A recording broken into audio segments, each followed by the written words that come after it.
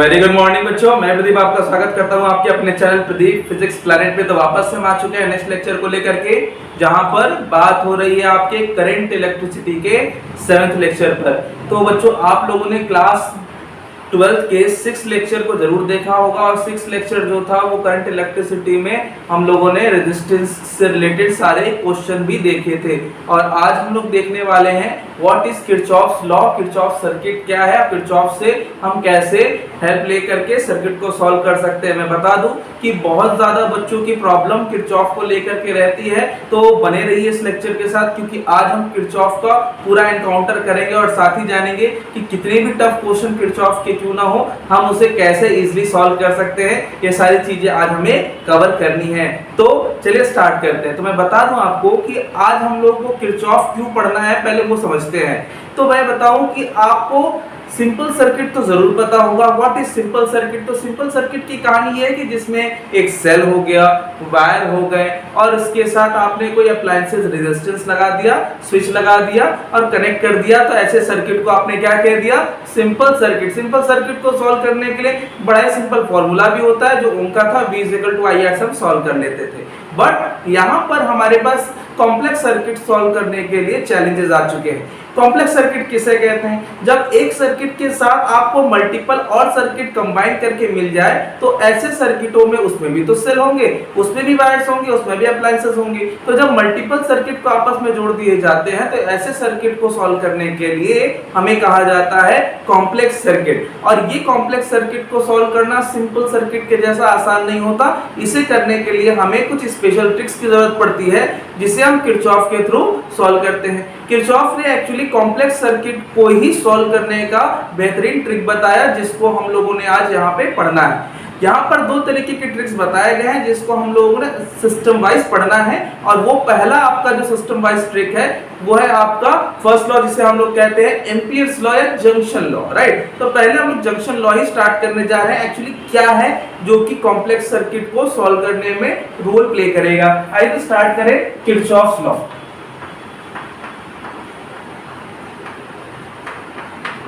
Kirchhoff's law नाम जैसा आपको टफ लग रहा होगा, कॉम्प्लिकेटेड लग रहा होगा, उतना ही इजी होने वाला है। बट ध्यान से बस समझना है इस चैप्टर में। अगर इस चैप्टर में कुछ भी ऐसा है जो कि बहुत चैलेंजिंग है और सीखने में मजा आने वाला है, तो वो यही टॉपिक है। तो स्टार्ट करें कि it is all about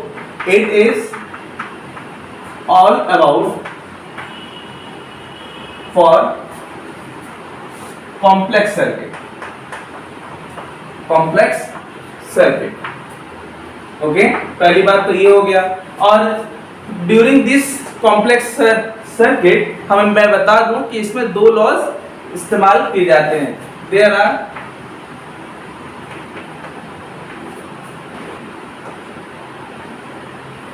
for the solving complex circuits.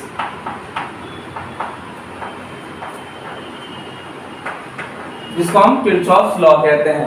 तो वो दो लॉज कौन कौन से हैं? पहले मैं बात करूंगा आपसे एम्पियर्स लॉ, जिसको फर्स्ट लॉ एम्पियर्स लॉ के नाम से जानते हैं। इसको एक और नाम से जानते हैं बच्चों, junction law, right, junction law. First law है आपका एम्पियर लॉ या फिर जंक्शन लॉ। पहले ध्यान से समझिएगा, बड़ा ही सिंपल सा कॉन्सेप्ट समझेंगे कि ये कॉन्सेप्ट एक्चुअली कैसे रिलेट करता है हमारे डेली लाइफ से। अगर इसे समझना है तो सिंपल सा ये जानिए कि जैसे हमारे अर्थ पे लोग आते हैं और जाते हैं, राइट। तो जैसे आप पता है कि डेली लोग जन्म लेते हैं, डेली न्यू बेबी बॉर्न होते हैं, और डेली कुछ ना कुछ लोगों की डेथ हो जाती है, जो लोग ओल्ड हो जाते हैं। तो इस तरीके से जो आए और जो चले गए, अर्थ पे किसी को रहना नहीं है, कोई पर्टिकुलर इमॉर्टल है नहीं, सबको आना और जाना है। इसका मतलब कि अर्थ पर नेट लोगों का जो यहाँ पर एग्जिस्टेंस है वो एक्चुअली क्या है? जीरो है। एग्जैक्टली यही कॉन्सेप्ट आपके फर्स्ट लॉ में भी है कि अगर मैं मल्टीपल वायर्स को या मल्टीपल सर्किट को आपस में जोड़ दूं, तो जहां जुड़ते हैं उसे हम लोग कहते हैं जंक्शन, राइट। जंक्शन को मैं आपको बता दूं कि अगर आपने कभी जो आपका बोर्ड होगा, इलेक्ट्रिक स्विच बोर्ड होगा, उस स्विच बोर्ड को अगर आप कभी हटाओगे तो आप देखोगे कि एक मेन से वायर आने वाली आगे जाने वाले मल्टीपल स्विचेस से डिवाइड हो जाती है, और ये सारे मल्टीपल स्विचेस के जो वायर्स होते हैं वो किसी मेन वायर से आके कनेक्ट होते हैं, जहां पर आपने देखा होगा टेप लगा हुआ। तो एग्जैक्टली वो वायर से करंट आ रहा है और आगे जाके स्विचेस में डिवाइड हो रहा है। तो इस तरीके से जिस जगह पर ये करंट ज्वाइन होते हैं ना, उसे हम कहते हैं जंक्शन। इसी तरीके से मल्टीपल हमारे पास मान लेते हैं कि सर्किट है, और मल्टीपल सर्किट को आपने किसी मल्टीपल वायर्स के थ्रू जोड़ के रखा हुआ है, और जहां पे एक दूसरे को ज्वाइन करते हैं उसे हम लोग कहते हैं जंक्शन पॉइंट। जंक्शन पॉइंट पे करंट का मिलना तय है, मतलब वहां पे कुछ करंट आ रहे होंगे, कुछ करंट जा रहे होंगे, तो करंट का आना जाना वहां पर लगा रहता है, और उस पॉइंट को हम जंक्शन पॉइंट कहते हैं। अब याद रखिएगा, एट दैट पॉइंट जहां पे करंट आ रहे हैं और जा रहे हैं, वहां पे किसी को स्टोर नहीं होना है, सबको आते जाते रहना है, मतलब आना जाना दुनिया का जो नियम है यहाँ भी लगा हुआ है। तो इसी पॉइंट पर आने और जाने वाले करंट का टोटल सम, इस जंक्शन पर टोटल सम हमेशा 0 होता है। याद रखिए, total sum means what? Total sum means algebraic sum. What is algebraic? मैं बता दूं आपको कि अलजेब्रिक का मतलब होता है साइन कन्वेंशन। साइन कन्वेंशन मतलब जो लोग आपके पास आ रहे हैं उसको आप ऐड करोगे, और जो लोग जा रहे हैं उसको माइनस कर दोगे। ओवरऑल जंक्शन पे कोई रुकना तो है नहीं, तो at that junction the sum of all current is always 0, right? तो यहां पर यही कॉन्सेप्ट आपको अप्लाई करना है। According to this law, comma, inverted comma, the algebraic sum of all current at junction of the circuit is always 0. Remember that? किसी भी point पे, जो कि पॉइंट आपका मीटिंग पॉइंट है, वहां पर टोटल वैल्यू हमेशा करंट की 0 होने वाली है, चाहे वो आ रहे हो चाहे वो जा रहे हो। आने वाले को ऐड और जाने वाले को हम लोग माइनस करते रहते हैं। Since there are multiple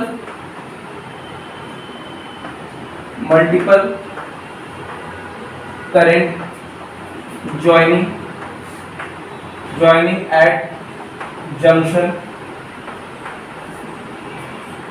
then आप इसको लिख सकते हो summation of I is equal to 0।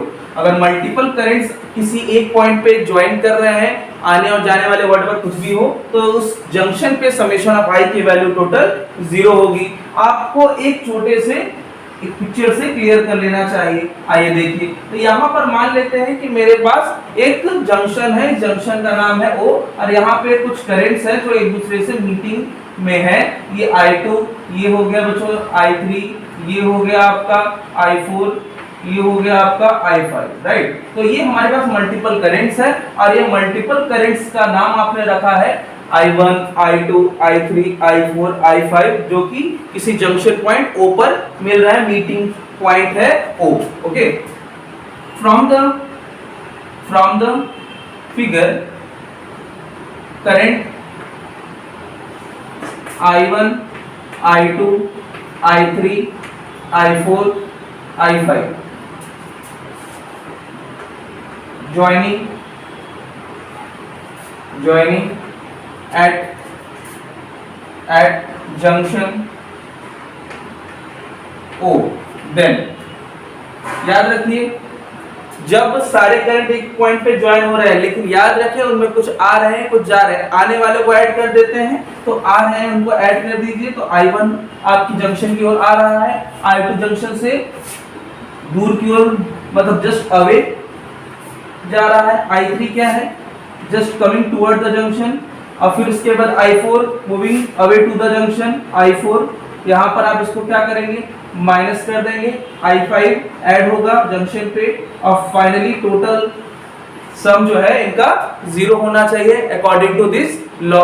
अब यहाँ पर क्या करना है, सारे नेगेटिव वाले टर्म्स को उस साइड आप शिफ्ट कर सकते हो। तो फाइनली आपका I1 plus I3 plus I5 is equal to I2 plus I4। क्या क्लियर हुआ इस कॉन्सेप्ट से?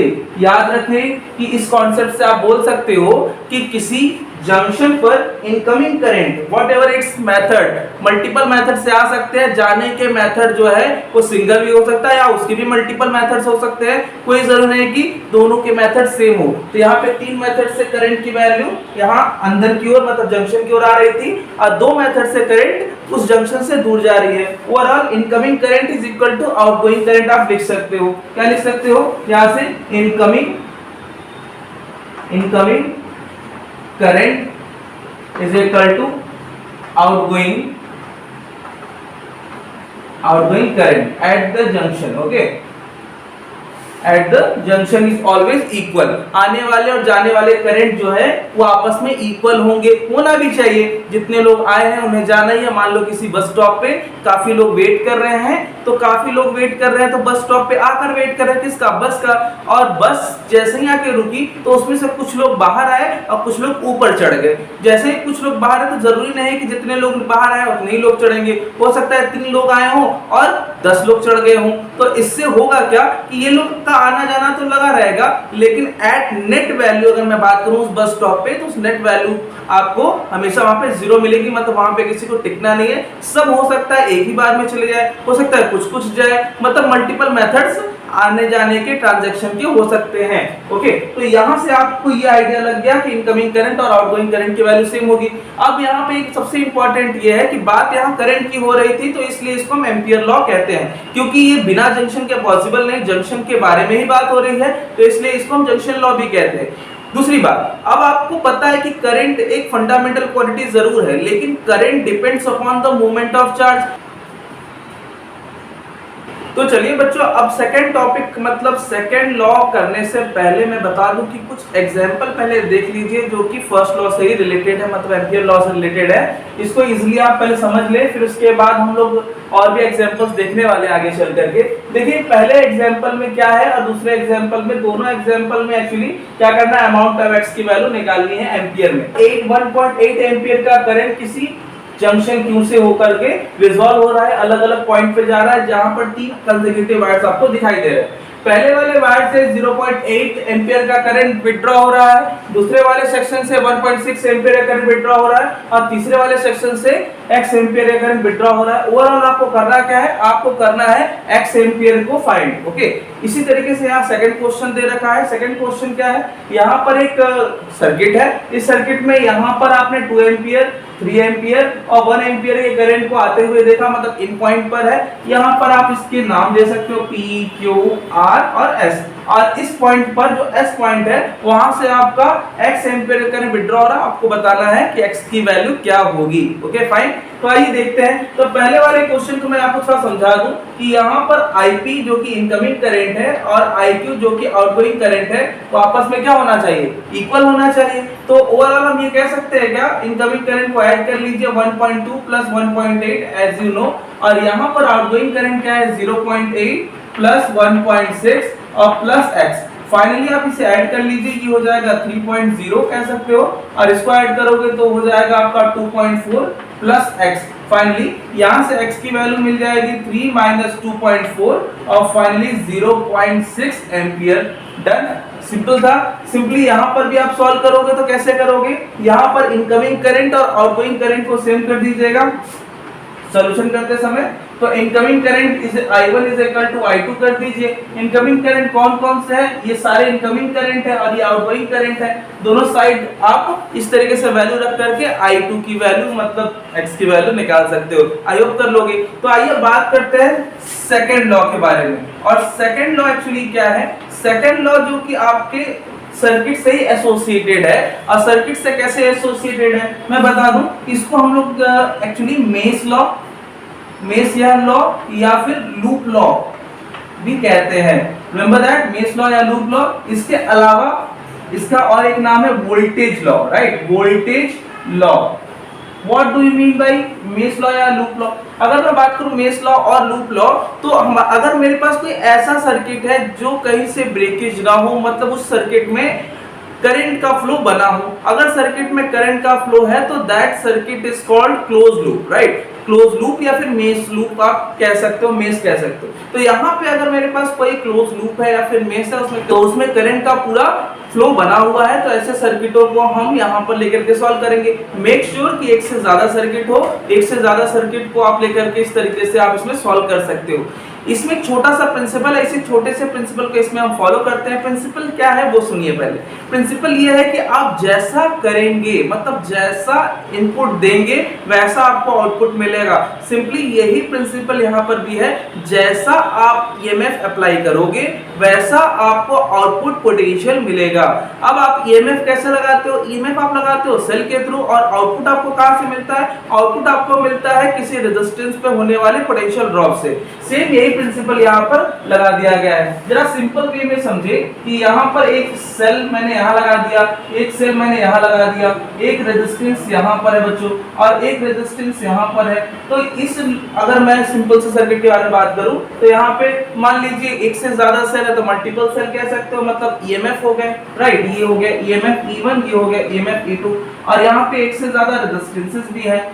अब इस लूप की अगर मैं बात करूं तो इस लूप में करंट आएगा, और इस करंट का जो पर्टिकुलर सोर्स है वो E1 भी हो सकता है और E2 भी हो सकता है, डिपेंड करता है सिनेरियोस क्या क्या है। और R1 R2 ये लोग पोटेंशियल ड्रॉप करेंगे और ये सप्लाई प्रोवाइड करेगा। ओवरऑल मैं बात ये करूं कि जो सेल प्रोवाइड करेगा वही आपके रेजिस्टेंसेस को मिलेगा। सिंपली अगर मैं यहां से अगर कुछ लिखना चाहूं तो ऐसे लिख सकता हूं क्या, summation of E, that summation means what, net EMF कहा जाता है या फिर अलजेब्रिक सम ऑफ ईएमएफ कहा जाता है in this close loop, right. तो summation of E is equal to summation of I R, summation of E is equal to summation of I R। अब ये I R क्या है मैं बता दूं, I फॉर करंट और R जो है उसका रिस्पेक्टिव रेजिस्टेंस है जिसमें करंट जो है वो पास होगा, तो जिसकी वजह से वहां पोटेंशियल ड्रॉप होगा, यहाँ भी पोटेंशियल ड्रॉप होगा, यहाँ भी पोटेंशियल ड्रॉप होगा। और वो कहां से होगा? अगर सेल के पास ईएमएफ होगा तभी तो वो पोटेंशियल ड्रॉप के लिए बाकी रेजिस्टेंसेस को प्रोवाइड करेगा करंट, ताकि वहां पोटेंशियल ड्रॉप हो सके और वो सर्किट एक्टिव हो सके। तो दैट्स व्हाई हम ये कह सकते हैं कि जैसा आप ईएमएफ लगाओगे, मतलब नेट ईएमएफ या फिर algebraic sum of whole EMF of cell is equal to the product of current and their respective resistance, product of their respective resistance, and this all the product of I and R is would be algebraic sum of all potential differences in that same loop। इस पूरे circuit में total potential differences का जो भी algebraic सम होगा उसी circuit में आपके total algebraic sum of EMF के इक्वल होने वाला है। इसी प्रिंसिपल पर आपका पूरा सर्किट काम करता है, बस और कुछ भी नहीं है इसमें। आइए थोड़ा इसकी डेफिनेशन को लिखेंगे कैसे। According to this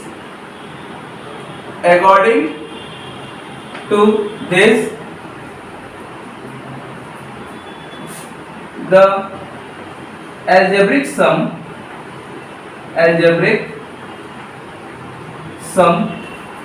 of total EMF into the closed loop is equal to the algebraic sum of total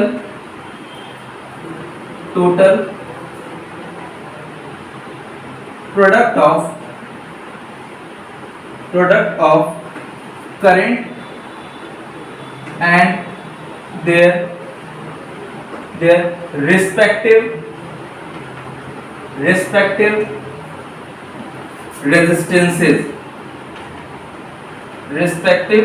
resistances। Okay, तो यही आपको कॉन्सेप्ट दिमाग में रखे रहना है, क्योंकि आपको पता है कि वोल्टेज हो चाहे ईएमएफ हो, एक्चुअली ये है क्या, ये एनर्जी है। एक्चुअली ये एनर्जी सेल प्रोवाइड करता है जो कि आपके रेजिस्टेंसेस को मिल जाते हैं, जिससे वो एनर्जी को यूज करते हैं। एक्चुअली मतलब ये एनर्जी दूसरी पार्ट को, दूसरे कंपोनेंट को मिल गई, यहाँ पे किसी भी तरीके का लॉस नहीं होना है। दैट्स व्हाई हम ये कह सकते हैं कि जो आपका सेकंड लॉ है एक्चुअली वो बेस्ड किस पर है, एनर्जी कंजर्वेशन प्रिंसिपल पर बेस्ड है। तो रिमेंबर दैट दिस principle या this law is based upon the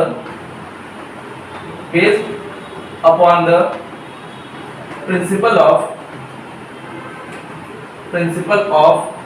conservation of energy law, right. Conservation of energy law पर बेस्ड है। याद रखिए फर्स्ट लॉ चार्ज कंजर्वेशन पर है और सेकंड लॉ जो है आपका एनर्जी कंजर्वेशन पर बेस्ड है। ये लॉ दिखने में बहुत ही इजी है, यहाँ पर बड़ा ही इजी है, तो फिर इतना प्रॉब्लम कहाँ से आता है, फिर क्यों बच्चे इतना परेशान होते हैं। एक्चुअली इसमें जब हम अप्लाई करना होता है तब हम फंस जाते हैं, तब हम यहाँ सोचने लगते हैं कि इसमें साइन कन्वेंशन कैसे ले, क्योंकि देखिए आप करंट के लिए तो सिंपली है, जो करंट इनकमिंग है वहां से आपने प्लस ले लिया, जो करंट आउटगोइंग है वहां पे आपने माइनस ले लिया। लेकिन यहाँ पर मल्टीपल सर्किट्स में ईएमएफ भी लेना है, करंट भी लेना है, उसके साथ रिस्पेक्टिव रेजिस्टेंसेस भी लेना है। कैसे अप्लाई करें, तो आइए पहले ये समझ लें कि हमें आपके सेकंड लॉ जो है मेश लॉ, उसको अप्लाई कैसे करना है। तो how to apply the second law of Kirchhoff, आइए देखते हैं। तो चलिए बच्चों अब देखते हैं कि कैसे हम करें अप्लाई सेकंड लॉ या फिर मेश लॉ को अप्लाई करना है, और यही सबसे इंपॉर्टेंट जर्नल होने वाला है। तो आइए पहले ध्यान से समझिएगा। जस्ट सपोज दैट कि मेरे पास एक सर्किट है और ये सर्किट को इस तरीके से हमने ले रखा है, जहां पर हमारे पास सेल है, रेजिस्टेंस है, यहाँ पर एक और सेल ले रखा है हमने, और इसको भी हमने अगले किसी रिस्पेक्टिव रेजिस्टेंस से जोड़ रखा है। यहाँ पर हमने एक और रेजिस्टेंस ले रखा है। तो इस तरीके से हमने यहाँ पर 3 रेजिस्टेंसेस ले रखे हैं, R1, R2 और R3। Okay fine. और यहाँ पर आपने पहला सेल E1 और दूसरा सेल E2 रिप्रेजेंट कर दिया। Okay fine. और पहले वाले सेल ने करंट ड्रॉ किया, और वो करंट देखिए, करंट जब भी ड्रॉ करेंगे आप हमेशा सेल के पॉजिटिव टर्मिनल से ड्रॉ करेंगे। Remember that. कभी-कभी सेल से ड्रॉ होने वाले करंट का डायरेक्शन नहीं देगा, तो भी आपके ध्यान में ये बात क्लियर होनी चाहिए कि करंट का डायरेक्शन हमेशा पॉजिटिव टर्मिनल से देना है। सपोज दैट कि पहला सेल है तो इससे करंट I1 ड्रॉ हो रहा है, सपोज दैट, और यहाँ पर आपका जो सेल 2 है वो करंट ड्रॉ करेगा I2, राइट। और I1 एंड I2 जो है सेल के पॉजिटिव टर्मिनल से ड्रॉ हो गए, और ये करंट ये देखिए यहाँ पर मिलेगा। इस पॉइंट पर भी आप कुछ नाम दे सकते हो।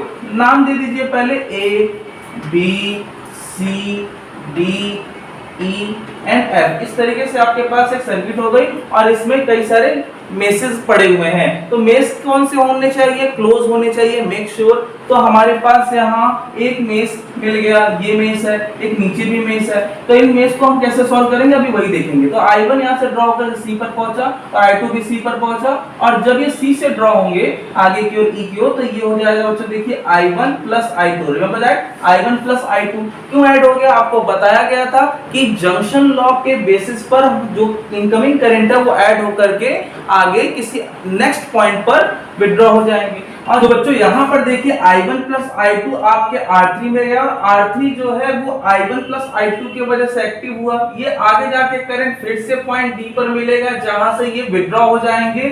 I1 जो सेक्शन है वो वापस से E1 वाले सेल में, और वापस से I2 जो सेक्शन है, I2 करंट वो E2 वाले सेक्शन में पहुंच जाएगा। जिसके वजह से हुआ क्या, जिसके वजह से आपकी ये सर्किट वापस से वर्किंग स्टेट में आ गया, परफॉर्म भी करेगी, कोई दिक्कत नहीं है। अब देखना यह है कि इस सर्किट को हम सॉल्व कैसे करना है। देखिए यहाँ पर आपको पहले डिसाइड करना होगा कि कितने लूप्स है। तो पहला लूप ये हो गया, दूसरा लूप ये हो गया। पहले वाले लूप को थोड़ा ध्यान से देखिए कि पहले वाले लूप को हमें कैसे सिलेक्ट करना है, यही समझना है। देखिए लेने का जो तरीका है, सॉल्व करने का जो तरीका है, वो देखिए या तो क्लॉकवाइज फॉर्म में होता है या तो एंटी क्लॉकवाइज फॉर्म में होता है। बेसिकली हम लोग क्लॉकवाइज फॉर्म में ज्यादा चलना पसंद करते हैं, बट मैं आपको बता दूं कि आप क्लॉक चलिए चाहे एंटी क्लॉक, मेक श्योर कि आप जहां भी चलिए सेल के पॉजिटिव टर्मिनल से चलना स्टार्ट करिए। किसी एक सेल को आप प्रिंसिपल सेल मानेंगे, तो मान लेते हैं कि हम E1 को ही प्रिंसिपल सेल मान ले। तो हमारा E1 जो है प्रिंसिपल सेल है, और प्रिंसिपल सेल के पॉजिटिव टर्मिनल से चलेंगे तो वो कुछ इस तरीके से आपका होगा। और ये है क्या, एंटी क्लॉकवाइज डायरेक्शन हो गया। सिंपली अगर मैं नीचे एक लूप के बारे में बात करूं, यहाँ भी एक लूप है। वैसे मैं बता दूं यहाँ पे एक लूप ये है, एक लूप ये है, ये टोटल एक तरीके का लूप ही है। लेकिन लेकिन जैसे जरूरत पड़ेगी हम वैसे लूप सिलेक्ट करेंगे। देखिए लेने का जो तरीका है वो इस तरीके से है कि आपको तब तक ये लूप सिलेक्ट करने हैं जब तक कि सारे कंपोनेंट इन्वॉल्व ना हो जाए जो कि सर्किट में यूज किए गए हैं, कोई भी छूटना नहीं चाहिए। तो यहाँ पर भी वही कहानी है। देखिए सेकंड लूप आपने लिया और सेकंड लूप जो लिया है वो भी सेल के पॉजिटिव टर्मिनल से आपने चलना स्टार्ट करना है और ये भी आपने एंटी क्लॉकवाइज ले लिया। अब देखिए अप्लाई कैसे करेंगे वो देखेंगे। तो सबसे पहले मैं बात करूं इन फर्स्ट लूप। ये फर्स्ट लूप एक्चुअली है क्या, ये फर्स्ट लूप का नाम भी लिख लीजिए। फर्स्ट लूप का नाम है आपका ए सी डी बी, ऐसी तरीके से आप लेना है तो हो जाएगा ए सी डी बी।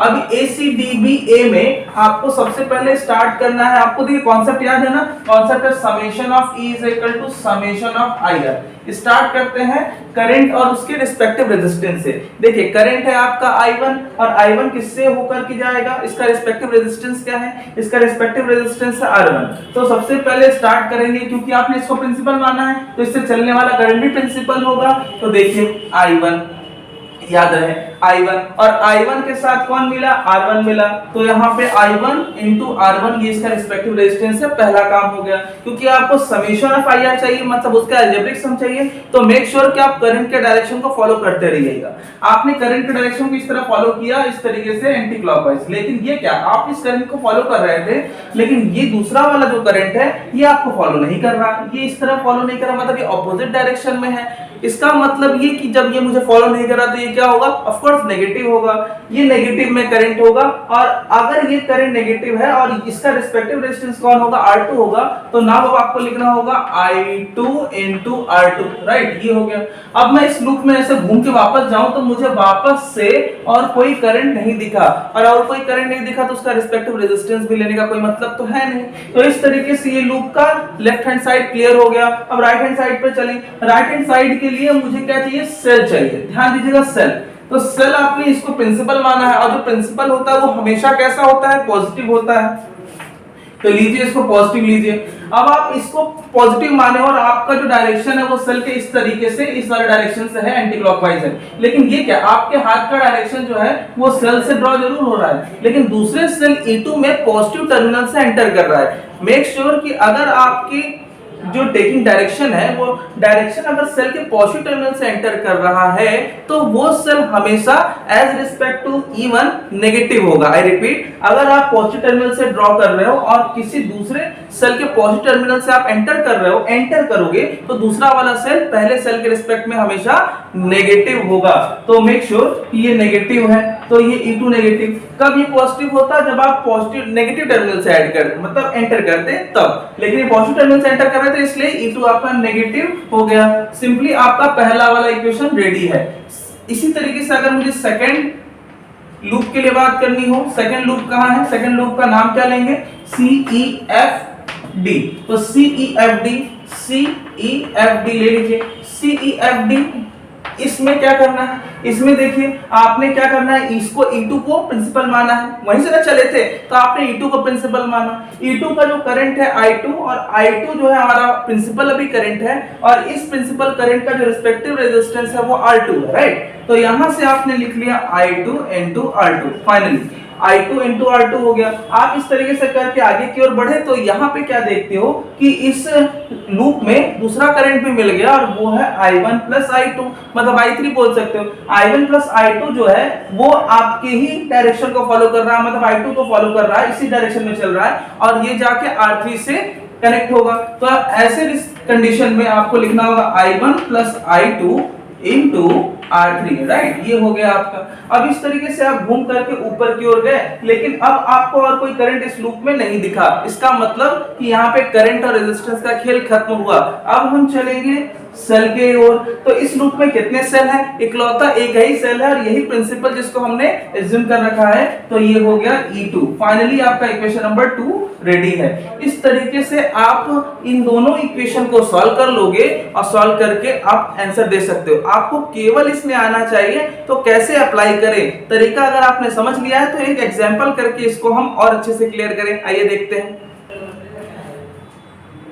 तो चलिए बच्चों इस एग्जांपल के थ्रू पहले क्लियर करें कि कैसे करेंगे हम किरचॉफ सर्किट को सॉल्व। तो यहाँ पर मेरे पास एक सर्किट है जो कि आपके क्लोज लूप को रिप्रेजेंट कर रहा है और इस क्लोज लूप के रिगार्डिंग आपको I1, I2 और I3 फाइंड करना है। एग्जैक्टली उसी तरीके से जैसे अभी हमने कैसे देखा अप्लाई करना सीखा वैसे ही करना है। आइए पहले मैं इसको करके आपको समझाता हूँ कैसे करना है। सिंपली सबसे पहले आपको फर्स्ट लूप ले लेना है। फर्स्ट लूप मैंने कैसे बताया था, पहला लूप और सेकंड लूप लेना है। चलने का जो तरीका होगा पहले सेल को ही प्रिंसिपल मान सकते हो और उसी से चलना स्टार्ट करिए। लीजिए चलना स्टार्ट कर दिया हमने उसी पहले वाले सेल से। तो पहले वाले सेल से आपने चलना स्टार्ट किया और लूप का नाम ले लेना है और फर्स्ट लूप जो है वो आपका क्या है, तो आइए देख लीजिए A B F G, right. A B F G आपका पहला लूप का ऑर्डर है और इसमें आपने क्या लिया है करंट I1 और I1 किससे होकर जाएगा 5 से। तो I1 का जो रिस्पेक्टिव है वो 5 है तो 5 I1 हो गया पहला। और आप इस तरीके से ऐसा फॉलो करके आ रहे थे इस तरीके से, तो आपने क्या देखा कि I2 आपको फॉलो नहीं कर रहा और I2 आपको फॉलो नहीं कर रहा, अपोजिट डायरेक्शन में है। तो सिंपली जैसे आपने किया था आपने क्या करना है I2 आप I1 को नहीं देखोगे, इस वाले सेक्शन में देखना है। तो इस वाले सेक्शन में I2 है तो I2 माइनस में होगा तो I2 इंटू 3 तो 3I2 हो गया फाइनली। तो अब आपको क्या करना है, इधर से आप मूव करके ऊपर की ओर गए, यहाँ पे आपको इस वाले सेक्शन में करंट क्लियर खत्म, रेजिस्टेंस खत्म। अब क्या बचा मेन सेल आपका क्या है 6 है तो 6 आपका प्रिंसिपल सेल हो गया। और इसके रिस्पेक्ट में इसको जरा देखिए कि आपके करंट का जो डायरेक्शन है या फिर आपके टेकिंग जो डायरेक्शन है जो आपने ले रखा है वो इस तरीके से लिया था। जो आपके हाथ का डायरेक्शन जो है वो प्लस से एंटर करा। मैंने क्या बोला था प्लस से एंटर करेंगे तो आप उस सेल को नेगेटिव लेंगे तो नेगेटिव ले लीजिए 4, राइट। तो ये पहला इक्वेशन हो गया रेडी। अब इस तरीके से अब मैं बात करूंगा सेकंड लूप को कैसे फॉलो करोगे सेल से। तो ये लीजिए सेल से फॉलो कर लिया, 4 से इस तरीके से फॉलो कर लिया, फॉलो किया आपने। अब इसको अप्लाई भी कर दीजिए। तो सेकंड लूप का नाम ले लीजिएगा। सेकंड लूप का नाम होगा BCEF, राइट, BCEF। ओके तो BCEF में आपको सबसे पहले किसको फॉलो करना है I2 आपका प्रिंसिपल होगा क्योंकि इसको आपने प्रिंसिपल माना है, ऐसे चला है I2 इंटू 3, राइट। तो ये हो जाएगा 3I2 फाइनली। और यहां से जब आप इस तरीके से चल के आए तो ये I3 और I3 कोई और नहीं एक्चुअली I1 प्लस I2 है, देखिए ना ये यहाँ पे ज्वाइन होगा। तो फाइनली आप यहाँ पे I3 भी लिख सकते हैं या फिर आप शॉर्ट में डायरेक्टली I1 प्लस I2 लिख दीजिए, काम चल जाएगा। और I1 I2 किससे होकर जाएगा 10 से, आपको ही फॉलो कर रहा है। तो यहाँ पर आपका ये हो जाएगा इंटू 10 फाइनली। और ये आपका वापस से ऊपर जाओगे तो और कोई रेजिस्टेंस तो दिख नहीं रहा है, केवल 2 रेजिस्टेंस इस लूप में दिख रहे हैं। आप ऊपर गए तो आपको इस पूरे सेक्शन में अब इकलौता सेल दिख रहा है और इकलौता सेल कौन है 4 ओम, ठीक है, सॉरी 4 वोल्ट लिखा हुआ है तो 4 वोल्ट आप 4 लिख करके छोड़ सकते हो। तो ये आपका हो गया 4 वोल्ट इज इक्वल टू आपने क्या लिख देना है इक्वेशन नंबर 2। अब इसको थोड़ा सॉल्व कर लेते हैं फटाफट से। तो फ्रॉम इक्वेशन 1 आपने लिखना है 5I1 minus 3I2 is equal to 2।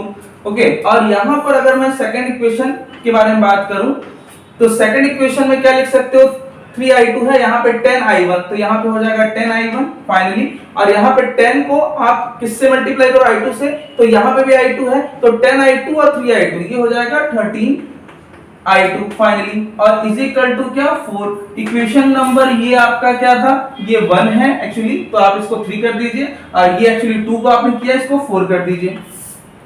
थोड़ा ध्यान से देखिए कि इक्वेशन नंबर 3 में इक्वेशन नंबर 4 में कोई ऐसा टर्म है जिसको कैंसिल किया जा सकता है, इसका जवाब है नहीं अभी तो नहीं है। तो एक काम करिए आप 3 में 2 से मल्टीप्लाई कर दीजिए और फिर इनको क्या कर दीजिए सब्सट्रैक्ट कर दीजिए। जब ऐसा करोगे तो इससे ये 10 हो जाएगा और आप इसको क्या करोगे सब्सट्रैक्ट करोगे तो पहला टर्म कैंसिल हो सकता है। 2 से मल्टीप्लाई कर ये 10 हो जाएगा और आप सब्सट्रैक्ट करो तो साइन चेंज होगा। तो ये लीजिए 10 हो गया 10I1 माइनस करना है 10 से तो ये कैंसिल हो जाएगा। अब 2 का मल्टीप्लिकेशन इसमें भी तो करोगे 2 3 जा क्या हो जाएगा 6 तो ये माइनस में, और यहाँ पर आपने माइनस किया है तो ये प्लस भी साइन चेंज हो जाएगा नेगेटिव तो -6 और -13 ये -19I2 हो जाएगा, राइट। अब 2 को आप इससे भी मल्टीप्लाई करोगे तो क्या हो जाएगा 4 और यहाँ पर आपका 4 ये नेगेटिव है बच्चों थोड़ा ध्यान से, तो 4 -4 ये हो जाएगा 0। ये क्या आप देख रहे हो कि यहाँ पर 2 और यहाँ पर 4 और फाइनली जो आपको I2 की वैल्यू मिली वो क्या मिल जाएगी I2 की वैल्यू मिल जाएगी 0। ओके 0। तो I2 की वैल्यू 0 का मतलब यह है कि आपको किस वाले सेक्शन में कोई करंट नहीं मिलेगा, इस वाले सेक्शन में कोई करंट नहीं मिलेगा, कोई दिक्कत नहीं, जो आ रहा है आप उसी को फॉलो करें। अब इस I2 की वैल्यू को उठा करके किसी भी इक्वेशन में रख दीजिए फ्रॉम इक्वेशन 1। तो फ्रॉम इक्वेशन 1 में अब हम बात करेंगे, तो 1 में क्या हो जाएगा 5i1 - 3 × 0 = 2 और फाइनली आपको मिलेगा 5i1 = 2। तो i1 = हो जाएगा 2/5। ओके, तो इस तरीके से आपको i1 मिल गया। अगर i1 मिल गया, i2 मिल गया, i3 मिल जाएगा, तो फाइनली i3 कैसे निकालोगे? तो i3 = हो जाएगा i1 + i2। तो आपको क्या मिलना है 2/5 + 0, फाइनली 2/5 एम्पियर ही मिलने वाला है। कोई जरूरी नहीं है कि आपको I2 की वैल्यू 0 ही मिले, कुछ भी मिल सकता है, डिपेंड करता है आपके इक्वेशन पे। इक्वेशन अच्छे से सॉल्व करना है। I2 की वैल्यू नेगेटिव भी आ सकती है, पॉजिटिव भी। इससे बिल्कुल कंफ्यूज नहीं होना है कि ये हमेशा नेगेटिव में ही आए। चाहो तो आप क्लॉकवाइज लो, चाहो तो आप एंटी क्लॉकवाइज लो, किसी भी तरीके से चलो, लेकिन फोकस करें सेल को। जहां से भी चले, सेल की पॉजिटिव टर्मिनल से चले, तो आपको कभी भी किसी भी तरीके का कंफ्यूजन नहीं आएगा। एक होमवर्क है जो आपको करना है बच्चों, ये होमवर्क आप ट्राई करिएगा। ये होमवर्क मैं यहाँ पर आपको दे रहा हूँ, ये एग्जाम्पल नंबर 2 होगा। वैसे ही आपको सब कुछ निकालना है, बस मैं आपको यहाँ पर करके क्या दे रहा हूँ, यहाँ पे एक रेजिस्टेंस अप्लाई कर देते हैं, यहाँ पर एक सेल लगा दिया जाए और यहाँ पर भी एक रेजिस्टेंस लगा दिया जाए। इसको ज्वाइन कर देते हैं और यहाँ पर एक रेजिस्टेंस लगा देते हैं। यहाँ पर आपका 3 वोल्ट है और यहाँ पर आपका 5 वोल्ट है। ये 2 ओम का है बच्चों, ये 3 ओम का है और ये 5 ओम का है। आपको बताना है कि आपके सर्किट में ये I1 है बच्चों, ये I2 है और ये इसमें जाएगा I3। आपको बताना है कि ऊपर I1 नीचे I2 और ये I3 की वैल्यू क्या होने वाली है। तो आप इसे जरूर करके इसका आंसर हमें बता देंगे। तो आई होप आपको आज का क्लास पूरा समझ में आ गया होगा। तो आज के लिए बस इतना ही। अगले लेक्चर में मिलेंगे और भी कुछ टिपिकल एग्जांपल है जो कि एनसीईआरटी में दे रखे हैं, उसे भी करेंगे। तब तक के लिए अपना ख्याल रखिए। जय हिंद।